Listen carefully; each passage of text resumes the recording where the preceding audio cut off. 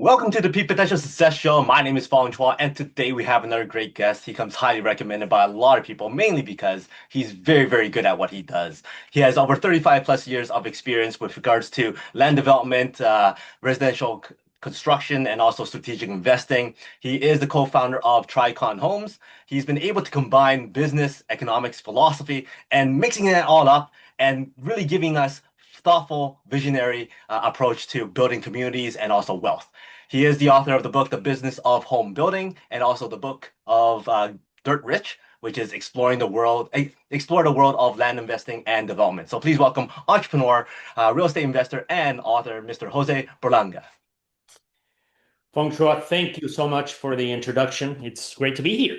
Awesome. Well, thanks for being here. Like I said before we got started, always a joy speaking with somebody who's achieved so much great success and using that knowledge and sharing it with the world and helping other people to do what you do. So before we jump into like the nitty-gritty of what you do and how you do it and all that, the secrets and strategic stuff, share with us, how did you become the person you are today? Somebody who's very good at land development and real estate investing on all that great stuff. Persistence. I would say it's just sticking to what you understand and becoming better. I do believe that sometimes we try to obtain things, get things, instead of becoming something, instead of becoming better at whatever activity.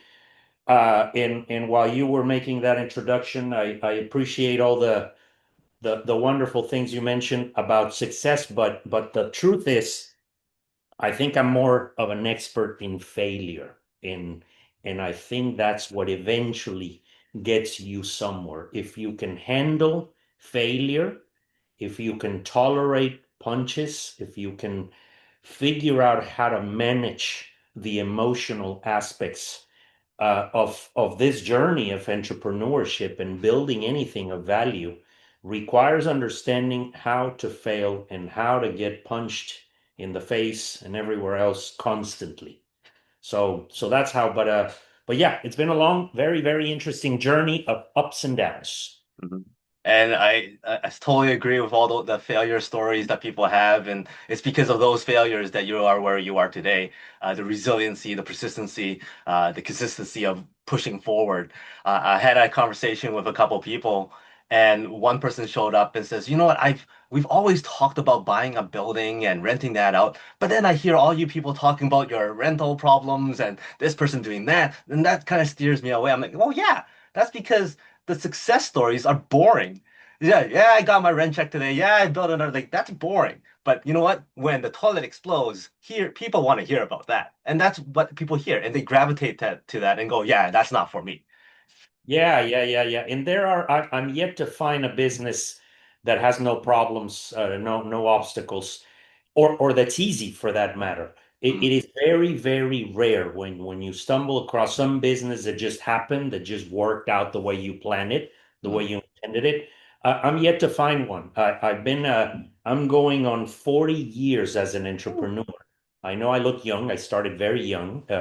With my first business, and one deal led to another and to another, and it's just been an ongoing adventure in the world of entrepreneurship. But every single experience had setbacks, problems, and I rarely ever have not just a business, but a day that goes away that I planned it. It is just the nature of this lifestyle, and if you cannot endure it, or you're not designed or able to tolerate the uncertainty, the confusion, being disoriented, not knowing exactly where to start and where to go. You mentioned it, acquiring a property, acquiring a building, or a property comes attached to a list of headaches. But if you can put up with them, and if you can go through the process of problem solving, it turns into something worthwhile. So that is what you just have to be aware of it. I always say that the first step in achieving anything is awareness, avoiding the denial phase that it's all going to work out the way you want and it's all going to be fun and games and success and money and in all of the positive things, because those come much later. mm. and you have to really, really go through a process before you get there. Exactly. Nothing ever goes according to plan, and if everything did go according to plan, then everybody else will be doing it. It'll be easy. Um, so what was that very first business that you started? And before that, what were you? Well, I've been in one day I wrote a list of all the businesses that somehow I've been involved with, and I got shocked myself, from I was even I started my career before technology. Things were much more personal. If you can imagine, in my first office, I didn't even have a fax machine. I had a telex. Telex machines were the first form of communication where it was sort of a typewriter, and then you would send a message. But I've been in the exporting and the oil and gas machinery for the petrochemical. At one point, I was selling those prepaid telephone phone cards when people had to go to a payphone. And I was in the tire business. I was in the food distribution warehouses. I was in the manufacturing of different products. I've attempted, now that I watch this show, the Shark Tank, it's so fun and fascinating. And I see myself before the Shark Tank existed, starting so many of those, where I invented this form of a skateboard that I try to patent, and this type of toothpaste that I've worked with. I just love the world of entrepreneurship, which I talk about it, which is a blessing and a curse, because in my earlier years when I started, I was also in the valve and piping, which is where I began. My father was in that business. He was a valve and piping manufacturer for the oil and gas business. And when I started dabbling in the different industries, I lacked focus. I had a passion for business. I had a passion for starting businesses and entrepreneurship, but I lacked the passion of any one given sector or product or line of products or industries. So I would jump around a lot before I would actually become successful. So that was a problem for me. And I don't want to take too much time on how one business went jump into the next one, but I went through a different number of entities and faces within the business world. There's a fine line between giving an idea and a business the time to become itself and become successful. And then there's also when to give it up. So when you said there's a part of it which is lacking focus and you went from one to another very quickly, was it really because of the lack of focus? Or was it because, yeah, this idea wasn't good. Let's just cut it here and not waste more time on it. It was a combination. When I finally would walk away from an idea or from a business, either there was a moment in time when I had put enough time and money into it and it didn't look like it was going anywhere, or something else would show up that captured my interest with better probabilities, with better possibilities, and I would move on. But there are two phases within a business. The preliminary, the starting phase, when you're building a prototype, when you're creating a business plan, when you're developing your idea. Um, those I had many that never reached the final goal, which was to become an actual business. But the moment I would actually take off and put enough money and turn it into an official business, I would rarely walk away until the business would eventually not work for one reason or another. So, yeah, I have not simply just said enough of this business is not doing well. I'm very persistent. I would do that if I wasn't able to turn it into a business, whether it was putting the money together or putting the deal together. So yeah, there's different phases and different facets. And there were other experiences where I was a small participant. I either put a little bit of money or I put some of my know-how in partner. I've been big on partnering with many people over the years because I recognize that I can't do everything myself and that I don't know everything myself. I have my area of expertise, And I like to surround myself. I like to become aware of the areas that I don't understand or that I'm not good at, and partner with the people that are. I think that's one of the traits that a lot of successful people have. It's that humbleness. It's that realization that, you know what, I don't know everything, and I don't need to be the know-it-all in the group. I could collaborate, work well with others, and build relationships, and like really lead to success, kind of thing, right? So when it comes to building those relationships and partnerships and joint ventures, what's your strategy with that? Because as most people know, the main reason why businesses fail is people. It's probably the partnership. It's probably the person that you thought you could trust everything with, and then all of a sudden they betray you or they leave, they change their minds. So when it comes to building those relationships, having those partnerships for you, what do you look for? How do you ensure or mitigate that risk of it not working out?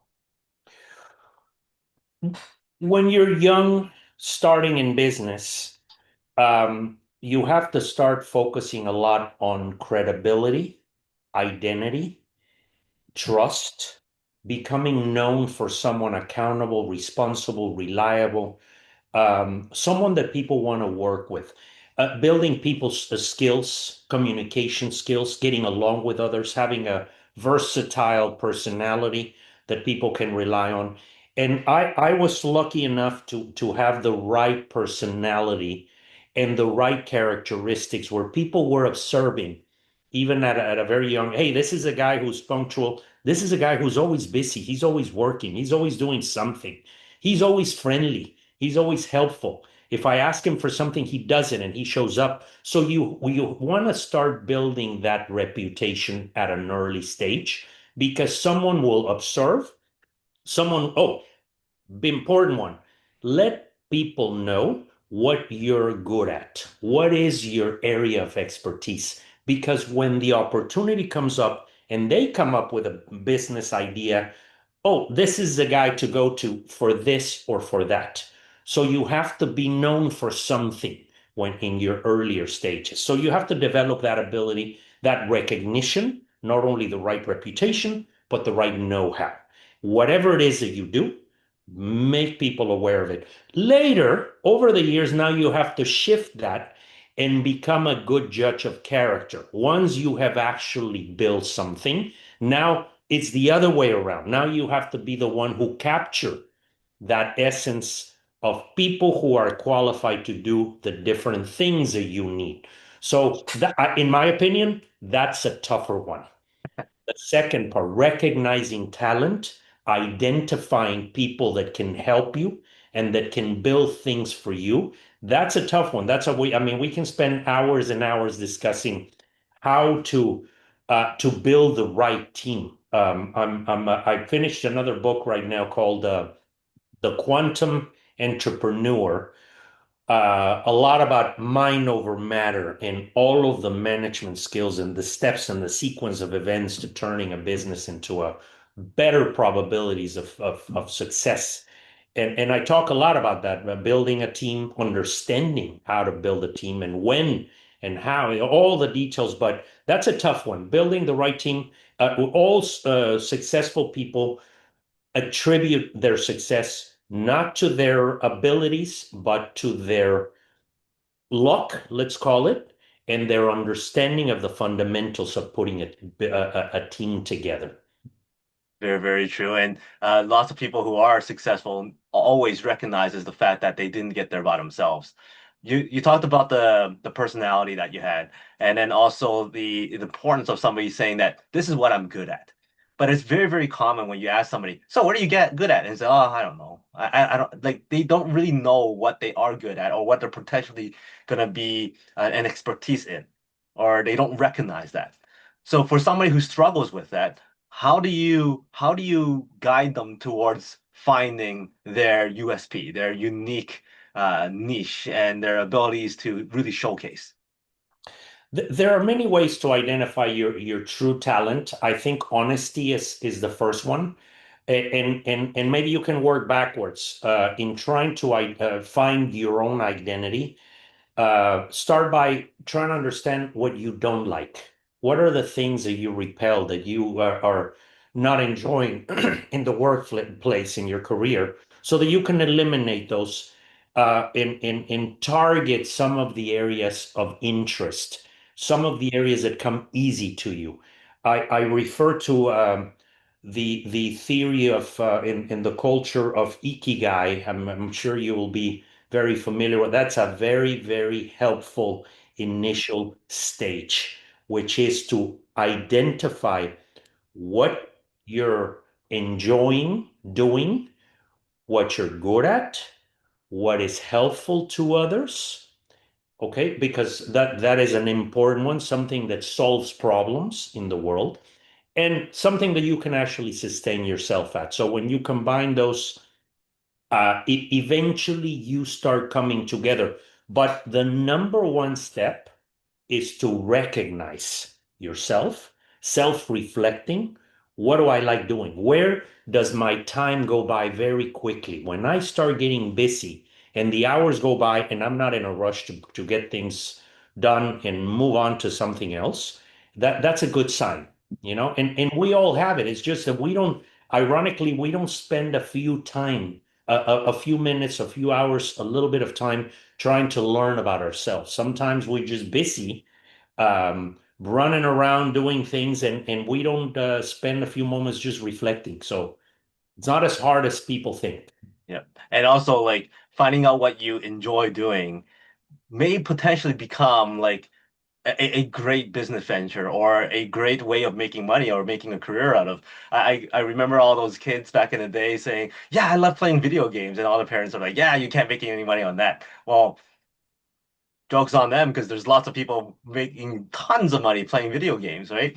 Um, you also mentioned the fact that you've done so many different things. Like you had a list of items that you go, well, I've done this, I've been in this industry and this. What is your main focus now? Like what is it that gets you up in the morning, that gets you talking to people, gets you out in the world? What are you doing now that you're really passionate about? That's a great question because sometimes those conflict with each other. Mhm. I'm going through a transition at my age where, believe it or not, I'm still learning about myself. I'm still transitioning, understanding some of what I'm good at and what I'm not. I lived a life of work, responsibility, accountability, and I rarely did what you just asked me. I rarely sat down to analyze what I enjoy doing in my life. So most of what I've done over the years is just responsible, hard work. And I wasn't really trying to analyze whether I was very good at or not. I've been trying to monetize some of the things and some of the ideas that I executed over the years. So I am known for real estate, construction, residential construction, single family, land development, speculating in land deals, all of the aspects now a little broader, more into commercial and multifamily and build to rent. We build communities, residential communities that are just for rental purposes. But it's hard to say, but it's I have other passions. It's this is my work, this is my activity, which I enjoy. Not every aspect. I don't necessarily enjoy being behind the desk for too many hours. I did that for so many years, and I never enjoyed it. But I didn't think I had a choice. I thought that's the way you become successful. And you're so right. There are so many fun ways of monetizing simple things and fun things, but I never knew that. I don't come from that school. I come from a different background where you had to suffer and sacrifice and and work hard in order to achieve anything, not necessarily do it by having fun.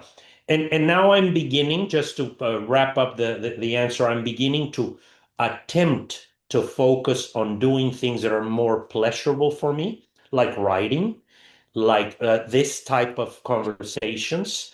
I enjoy mentoring. I help others. I train others, and it's not necessarily yet a career, but I'm trying to get to a point where I don't retire one day and have any regrets because I never got around to doing some things that I wanted to do, and I got too busy and never did it. Most of us have these passion projects and we keep saying, one day I'm going to do this, one day I'm going to start this or do the other, and many of us never get around to it, and I don't want that to happen. So I'm beginning some of those passion projects that are not necessarily uh, my current career.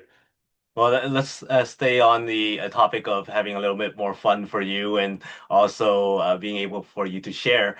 We talked about the fact that failure is a necessity. Without failure, you're not where you are. And so rarely do people share those failures when people are so successful. Can you please share with us some of those greatest like lessons learned that you went through, whether it's in real estate and entrepreneurship, case studies, whatever it is that you go, you know what, that story is one of the biggest turning point in my life because I failed at this, XYZ. Wow, I could talk about failure for hours and days because I have had one of those very troublesome lives from the time I was a child. Before I understood what was happening, I was already facing all kinds of adversity. I was in an accident at the age of 4 where, I was in an explosion. And so I grew up in hospitals and going through surgery, reconstructive surgeries and all of that. But I'm going to stick to my career. I've had a number of businesses that eventually had a major change, whether it was in the oil and gas, they're cyclical, new technologies, currencies that somehow had either devaluations and all of a sudden my business collapsed. And my biggest achievements have not been building a business, but coming back after a business failure. The emotional tolerance to have lost it all, going through the depression, the sadness, the feeling of having lost your business, your livelihood, and building the courage, building the ability to get back on your feet and start again. My most recent one, and I still haven't, by the way, I still have businesses that didn't go well, not as big, but I would say the biggest financial one was during 2008 because that was we had built a pretty sizable business that almost collapsed during 2008. The housing bubble and the financial crisis where we lost tens of millions of dollars in a very short period of time. And it was a very, very hard process. I had to rebuild the business from scratch, start all over after I had spent a couple of decades building businesses in I'll leave it at the achievement was to be able to get up in the morning when all you want is to run away and hide and get under the bed and cry, finding that strength to say, I have to deal with it. I don't have a choice. And this is not how my story is going to end. I'm not going to go bankrupt. I'm going to fight every minute of every day and start again and figure it out is the hardest thing that anybody can ever do. So what was it that you hung on to that got you out of that bed, that got you moving, that got you to push on, even if after you've lost millions? Like how do you get up? Like what was that thing you hung on to? Getting out of bed when things are doing horrible in any aspect of your life. Um, you can address it in two different ways: courage, anger, and your desire to not remain in that stage of well, the setback or failure. But I would say to me, the most important one, it was my fear of ending up back to square one. It was more fear-based. I would get up and just be scared of never being able to start again in the business world. And I wanted to salvage every aspect of the business without actually hitting a rock bottom where you have to file for a bankruptcy. That has been one of my motivating factors. In this country, if you get to the point where one day you have to file for an official bankruptcy or end up owing people and ending up losing battles in courtrooms and all of that, that will stay in your record for life, and that will stop you from doing business for, for the rest of your life, possible.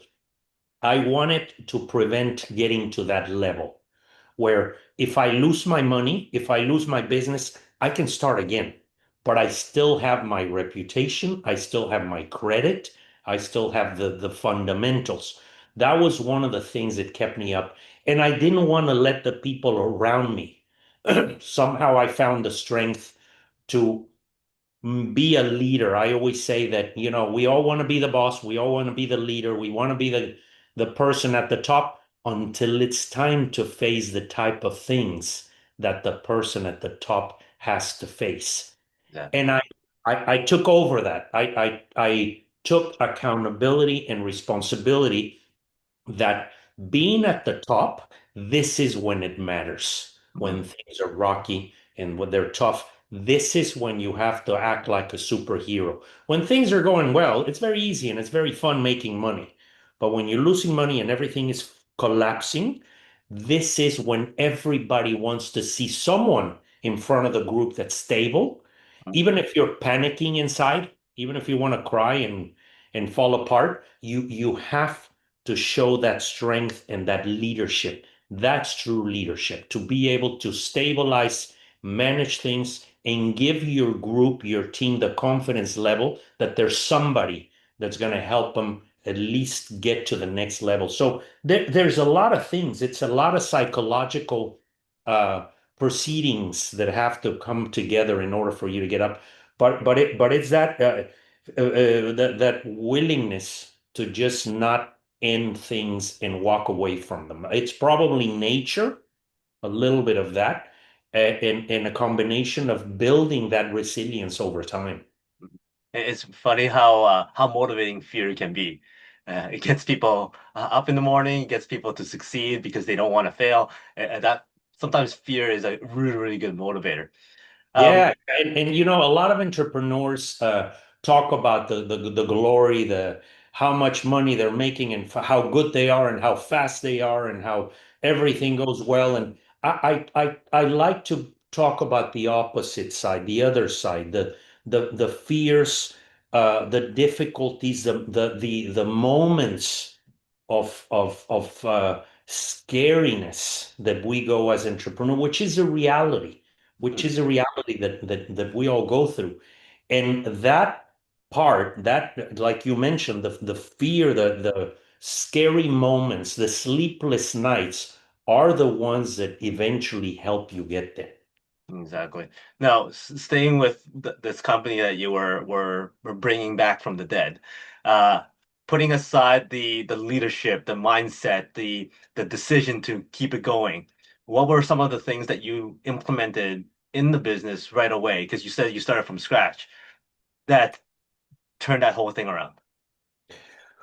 When when you're building a business, and you're starting and you're growing and you're moving forward, um, I like to spend a lot of time thinking long term. Where am I headed? What is my plan? What is my strategy? What is my growth and development program? And that gives you the vision to move in the right direction and put the pieces of the puzzle together. When everything collapses, I go completely opposite and I just think about today.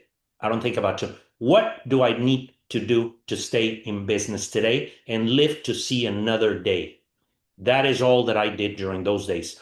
I had all of a sudden, I had more millions in debt than what I was able to raise in any given day. So I would just sit down and go through what are the most urgent things. Forget the dreams, forget the passion, forget the vision. How do I get to tomorrow? And you have to have a very, very clear mind, triage, understand the sources of the problem, the sources of the crisis, what is causing your financial situation, and start negotiating one person at a time from the biggest one to the small one. That's what I did. I went one day at a time and I did everything I could to not torture myself thinking weeks from now, a month from now. If I would have thought that way and started focusing on all the problems I had, all the loans, all the banks, all the employees, all the accounts payable, all the headaches, all the buyers, I would have driven myself crazy. It was too much. So I would try to not think about everything that was going wrong and just figure out how do I cover our checkbook, which was a tremendous undertaking. And one day at a time, don't ask me how, don't ask me why. It was faith, it was effort, it was baby steps. One day, all of a sudden, things start coming together. You don't know how, but that's what I did. And one more is that a lot of business owners, when things get difficult, they go into this shock phase, in a denial phase. They don't want to believe that all of their hard work and their business starting to fall apart, and they don't want to accept it. They don't want to do what they know they need to do in order to. Sometimes we have the answers, but we're scared to take those steps. For example, I started giving away my product, our homes, and I've done this in other businesses to pay off banks, to reduce our debt, to get out of debt. I started giving our work for free, or even at a loss, just to get some of the equity, some cash back. Many businesses, entrepreneurs, business owners uh, within my industry were not willing to do that. They were too proud, too stubborn. This thing is going to turn. I'm not going to give away my homes or my product just to save my credit and to save my vendors. And I skipped that denial phase. I went into a reality mode and a strategic step by step. How do we get out of the mess? Even if it costs us a fortune or everything we own, but we're going to get out clean. And it's a very shocking moment when you have invested years of your life only to realize that things are not going to work out and you have to give it all away. But if a lot of businesses and business owners would phase that reality and skip that denial phase, they would make clearer decisions and get out of trouble much quicker. That is incredible. Like to be willing to just give things away and kind of be humble about it and work with people on it. That is a tough step to take, and it's pretty incredible that you took that step. And look where you are now. You're able to really bring that all together and make it work. As you mentioned here, and we talked about it at the very beginning, entrepreneurship is about problem solving. It's about being able to overcome challenges, overcome ups and downs, and keep on pushing and all that kind of stuff. For someone like yourself who's had so much different experiences, different businesses, different learning lessons, what does one need to do to train that type of mindset? Um, Avoid distractions. First of all, the first step in becoming successful is knowing that you want to be successful and pairing it with the reality of the amount of effort that it takes. Some of us are unrealistic. We want to be successful, but we don't understand what it takes. And we don't understand if we're able to put up with the schedules, with the amount of effort, with the amount of focus, walking away from other things. We cannot be everything.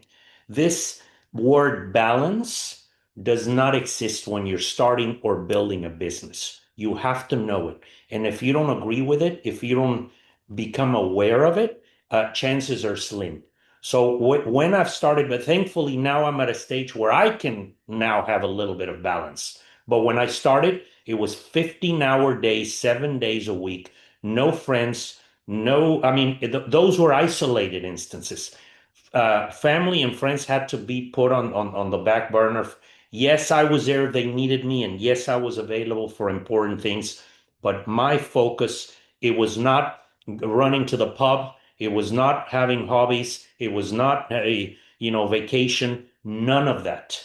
And when you have that mind over matter, that ability to just focus on one thing and do whatever it takes to get there, your chances, your probabilities improve tremendously. So avoid distractions, know that you want it, and know that your brain has no other option but to do what you want to do in order to get there. That's it. That level of intense focus is what gets things done. You have to be sure that that's what you want and that there's nothing else that's going to distract you. And then during this journey, you've also put some intense focus on a few books. Your first two books, and you have another one coming up. Share with us a little more insight as to why you got those books written and what people have to look forward to. Yes, yes, and these books came many, many, many years later. No, these are sort of like the gravy, the fun part. I felt like I needed. I have a very very busy mind, as most entrepreneurs. You know, we never stop thinking or creating ideas, and I felt like it was a necessary process for me to start unloading a lot of these thoughts on paper. The experience, the process that I went through, the good and the bad and the ugly, and I thought that it would be helpful for me to convey some of these messages. I'm barely starting, by the way. I have so many ideas for different stories and in different books about business, about adversity, about life, about the process of becoming a better version of yourself. And and there, I started with what I know. When I started writing, I started writing the first one about an industry that I've spent so many years, the business of home building. Interestingly enough, it's not about how to build homes; it's about how to build businesses. Focused on the residential industry, but it can be applied for any industry. How to start, how to build, how to have the ability to understand the sequence of events to build a successful business. And then I'm making writing about other stories that are a little broader about the business world. But yeah, this is now becoming a very very fun process for me. That is awesome. Is there anything that when it came to writing these books that taught you something about yourself? Yes, it for the first time in my life, believe it or not, it taught me that I can spend hours doing something where time goes by and I don't feel it. Mhm. I'm believe it or not, at my age, I'm learning things that I'm good at. I'm still learning things that I don't like because I never spend the time figuring those out, and figuring out how to develop other activities that I'm passionate about that can eventually turn into something else that are more pleasurable. So there is a way to build a career, not just with effort, but also with with some level of pleasure involved in it. And when I'm writing these books, I'm understanding a new side of my brain that enjoys just organizing these thoughts and delivering them in a coherent manner. And I'm getting better at it, little by little, understanding what it is that I want to communicate. What is the message that these books are requiring from me? And that is awesome. One thing I'm sure you're also learning is implementing technology. You talked about how you started off when tech wasn't really involved, and now AI is coming out. How have you seen? How have you been able to learn and adapt and implement technology as like years go by, and especially now with AI? How do you see AI affecting what you do? I think it's positive. Of course, AI, I must admit that this is an area that I've always delegated.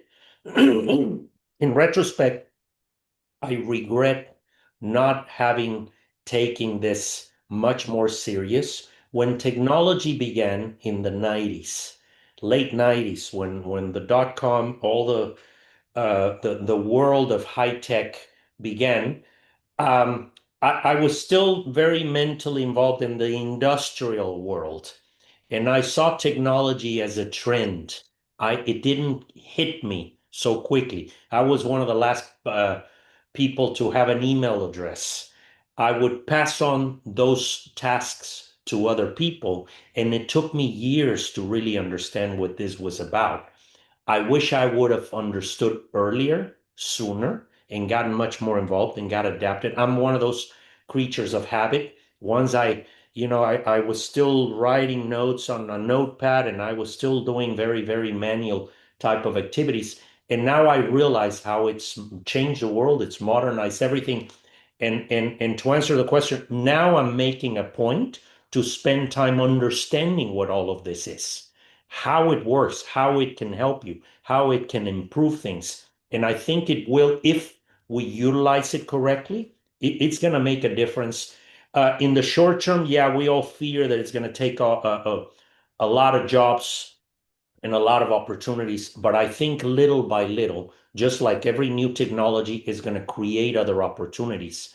So I'm trying to learn. I'm still in that learning phase of knowing how I can take advantage of it. But so far in our business in real estate, all the search engines, all the sites, all the programs, all the applications, it's making our world much more efficient and making things possible faster, much faster than it used to be.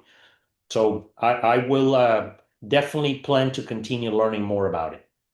Well, to your credit, you understood the importance of technology all these years. And even though if you delegated it to somebody else, you still understood that it's important enough to delegate. And now that, yeah, you're going to be putting more effort into learning it yourself, you're still going to have to delegate some of that work to somebody because you can't do it all. But having that understanding would elevate that level of success even more because now you know more about it. So a lot of people out there who's afraid of the technology, who's afraid of AI, they don't even touch it. So for them to start maybe even delegating it off to somebody and then start asking questions, then they'll start learning it a bit more without avoiding it completely, which is very, very detrimental to any business. When it comes to I want to talk about the partnerships and the relationships that you built before. Have you found that it was because of your what do you call it? Your experience in so many different things that also allows you to build strong relationships? Yes, I think my one of my talents that now I recognize, and at first I didn't give it enough value when I was younger.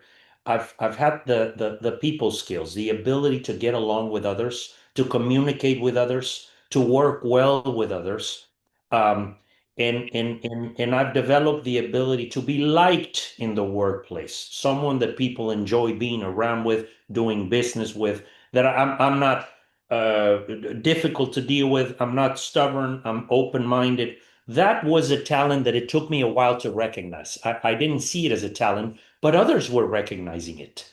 My ability to sell. Nowadays, we underestimate how every business requires sales, requires um, public relations, the face in front of a business, the personable, and of course, a little combination of the number side.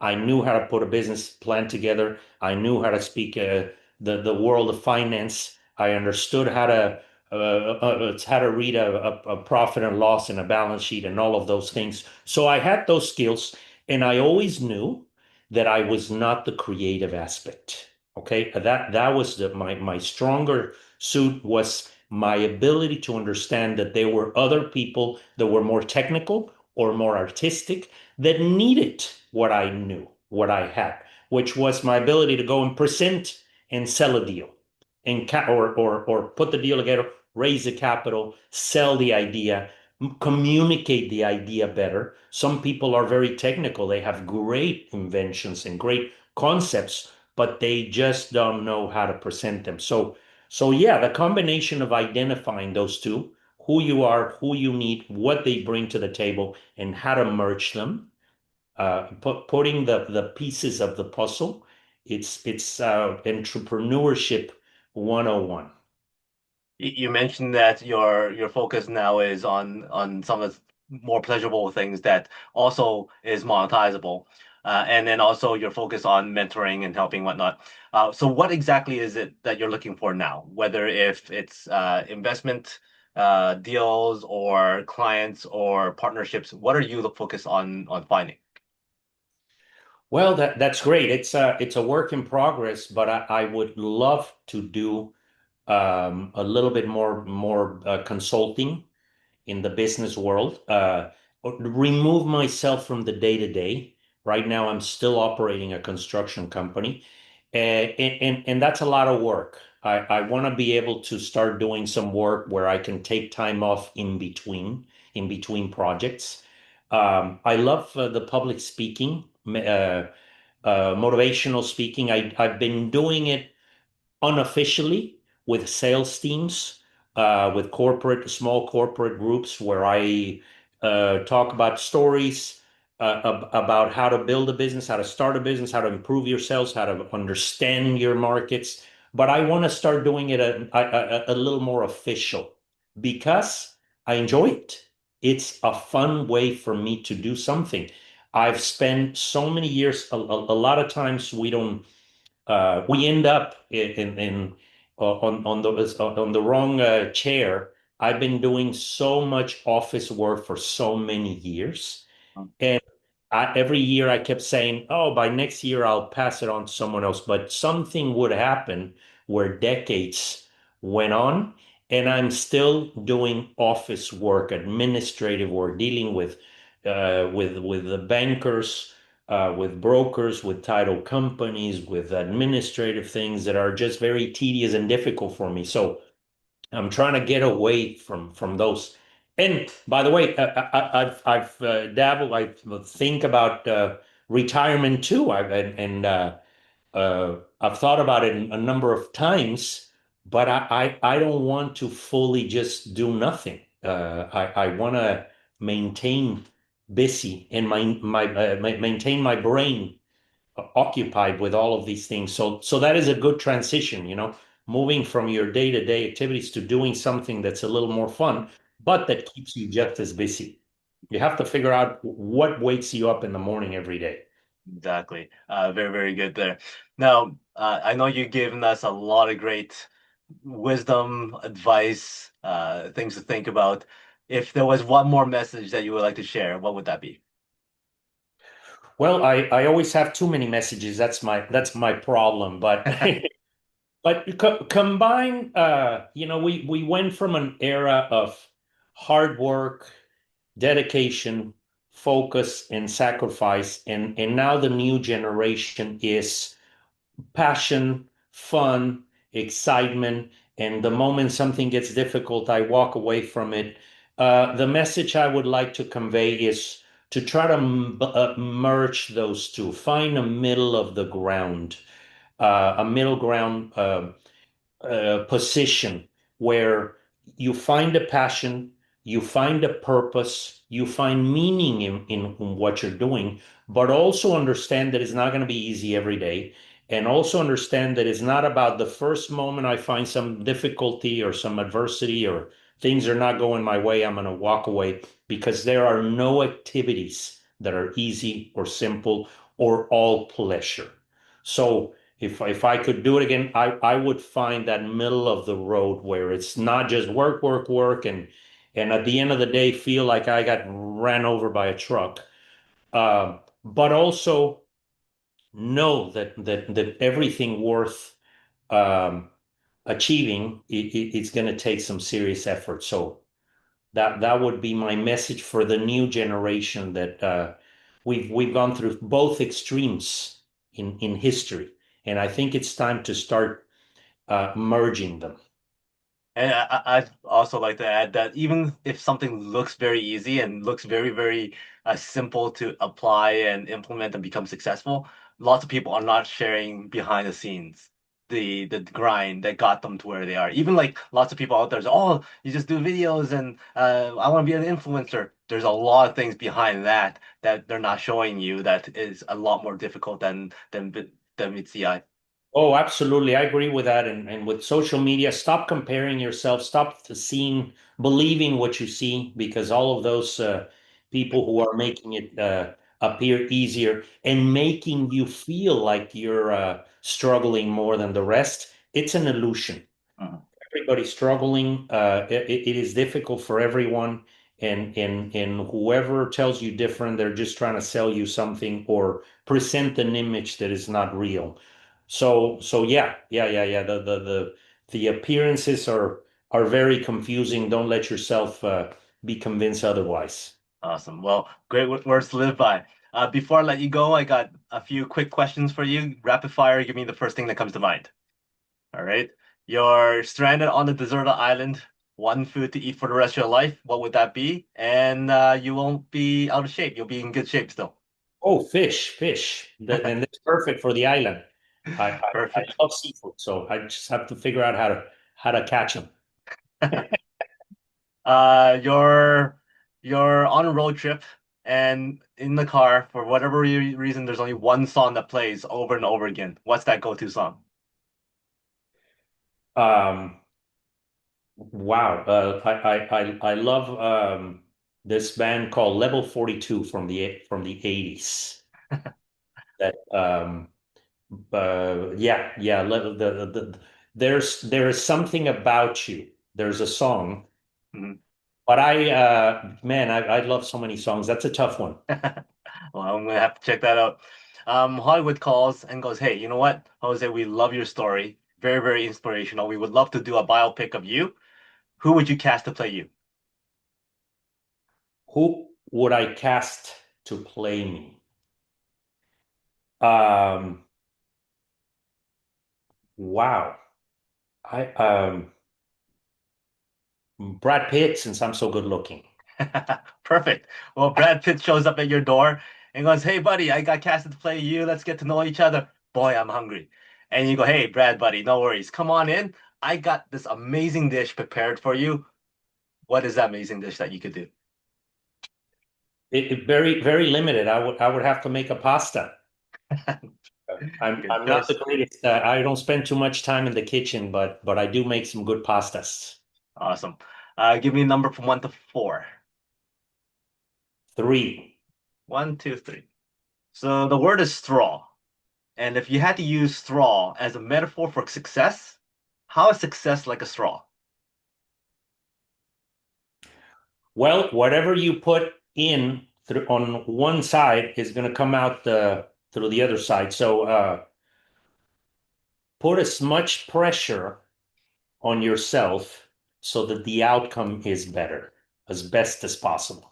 Nicely done. So that's how success is like a straw. Thank you very much for being on the show. Thank you for sharing your stories, your wisdom. Any final words from you? No, those are fun questions and very unexpected. I like those. They throw you off quite a bit. So congratulations on picking those interesting and fun questions. Always fun. And what's the best way for people to contact you and get your books? JoseBerlanga.com and of course Amazon. They're on Amazon and social media. I'm doing very limited. Hopefully, I will get to it a lot more down the road and become a little more visible. As we talked about, I've been too busy working where I haven't made enough time to really be out there putting too much material. But yeah, everything is on my website, JoseBerlanga.com. Awesome. Well, thank you very much again for everybody else. If you are looking into home developments and developing communities and building and real estate, Jose is definitely a person that you can reach out to and chat with. And of course, if you want to pick up his books are going to be available and lots of great wisdom there. Of course, he's shared a lot of that today. So once again, thank you very much. And for everybody else, today is the day to unlock your peak potential. He's Jose. I'm Fong. We'll see you later.